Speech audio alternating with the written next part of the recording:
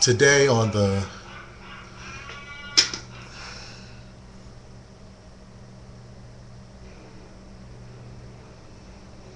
amateur theologian, I'm going to talk about what I've been talking about on my other shows, and that is how a man of God can be married to a woman of God who is in a higher position than he is.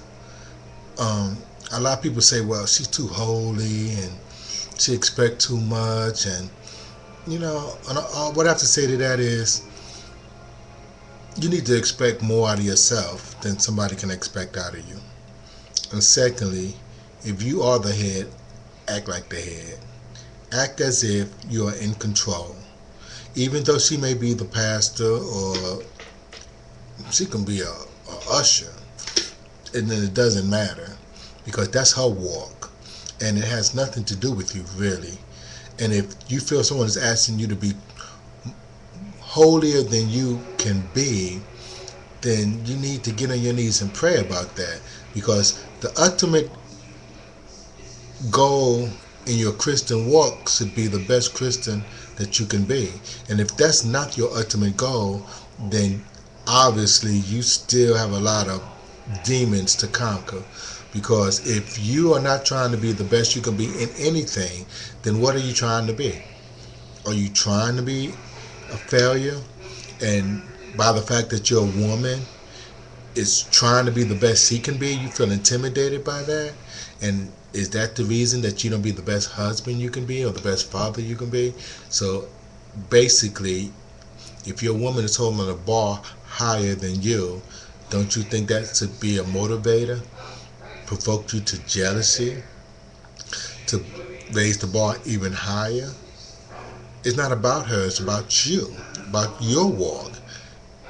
And when she gets blessed, you will get blessed. So you're going to be a stumbling block to her walk? And if you are, you have to answer to that.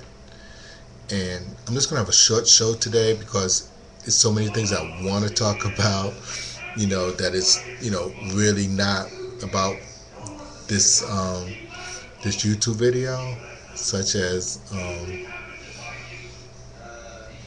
know when you have victory and know when you don't have victory. A lot of times we claim victory about things we don't have victory for. And when you do that, it gives you a false sense of security when you might need to fast a little more and pray a little more about this thing that you already say you are delivered from. Because if you so delivered, why do you still smoke? Why do you still drink? Why do you still lust? See, you have victory when you can be around stuff that you used to lust after. Food, gambling, and not be tempted. Temptation comes from weakness. Because you cannot be tempted by something that you don't have a desire for, a desire to have. So when they say, well, just stay away from it. No, that's not how you get victory. If you stand away from something and then claiming victory, what happens when you be around it? You don't have victory about everything just because you say you have victory for.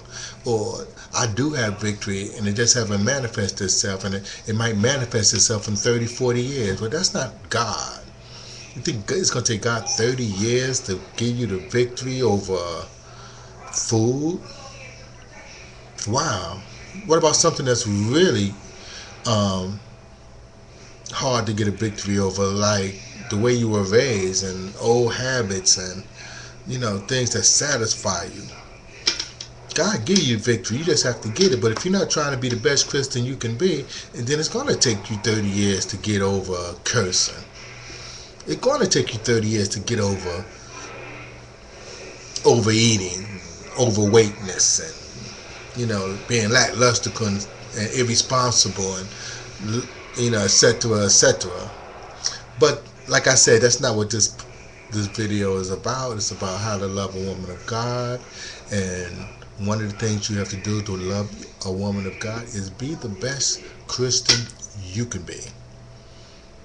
and that will cover everything. But if you having battles and making you feel guilty about those battles, and every time I look at you, it make me feel bad about not going to church because it's football season, and maybe you need to go to church during football season. And stop blaming her. Stop trying to throw the woman under the bus for all your weaknesses. Be a man. Be a man of God. Because if you can't love your wife, how can you love your God? The, you love the God that's in your wife.